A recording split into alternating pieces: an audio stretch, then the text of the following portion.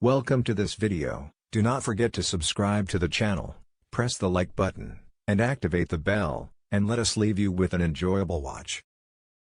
Why is the power of the car power unit? The power of the horse is a standard measure when talking about the power of a car engine, and the term is very common that it is easy to forget that its origin is due to pre-emergence of vehicles.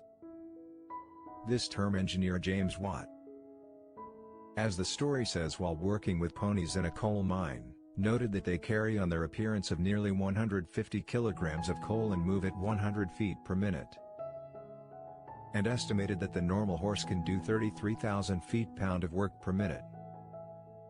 He lived in 1736 to 1819, so his work in the horsepower precedes the beginnings of cars in the late 19th century.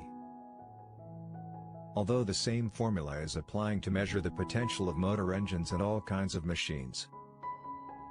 Other reports indicated that the link of the horse by determining the power of the vehicle's previously proposal and submitted by the British inventor Thomas Savier, who referred to this term in a special message dating back to 1702, before the invention of the engine. How did the horse force have been associated with vehicles and cars? The reason for measuring the power of motor engines in Haddan is that the engines have been invented, partly, to do the work that used horses done, and not because we need to know how much coal can move during a certain period of time. The ability is useful because it is a consistent measurement unit, but the horsepower assessment does not tell us all we need to know about the performance of engine or car. It gives us an idea just how to compare the power of this car with other cars. In general, the greater the power of the horsepower, its acceleration was better, a strong factor in its general performance. For this reason, car marketers are talking very much about high performance or best performance for high performance models.